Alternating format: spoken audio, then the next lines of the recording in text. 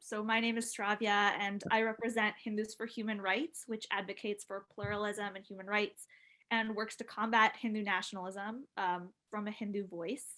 And today I stand in solidarity with the Muslim girls in Karnataka who are fighting for their right to religious freedom. India is supposed to be a country where people of all faiths are treated equally under the law.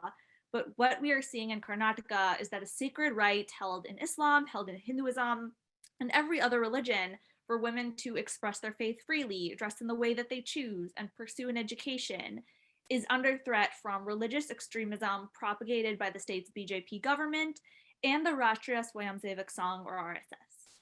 It can often be difficult to have conversations with Hindus about the dangers of Hindutva ideology, and I know this from my personal experience. But I want to briefly discuss 3 ways we can better communicate to American Hindus about the fascist Hindutva ideology propagated by the BJP and RSS. First, it is important to convey that the RSS is a violent Hindu supremacist group inspired by Mussolini and Hitler. It is an organization that has plotted assassinations, riots against minorities, and acts of terrorism, and it has succeeded in mobilizing mass violence against Muslims and political opponents. In 2002, the RSS and BJP organized a pogrom that led to the mass killing and rape of Muslims in Gujarat. In early 2020, RSS student and non-student attackers entered the campus of Jawaharlal Nehru University and assaulted students and faculty critical of the BJP and those of oppressed backgrounds.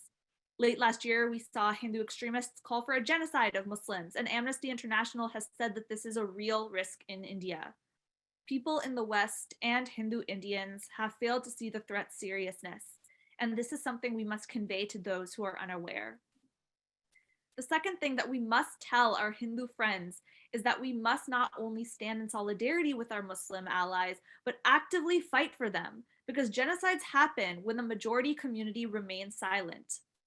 Apathy, laziness, and despondency are the best friends of oppressors. Isabel Wilkerson, in her book Caste, says that all that supremacists need from bystanders is their silent complicity in the evil committed on their behalf. The majority community must speak out and educate our friends and family, because this is the only way organizations like the BJP and RSS can lose power. They do not have an inherent right to represent Hindus, and Hindus who believe in secularism must challenge their claim to authority. We must stand up because what is happening in India is fundamentally unjust, and this injustice is being done in the name of our religion.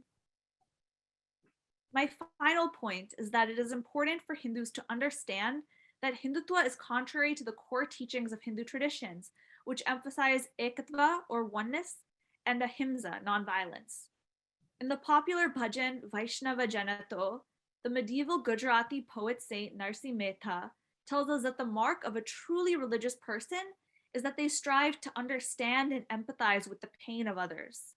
Hindu traditions teach us that all religions are equal paths to God, and that every soul is inherently divine.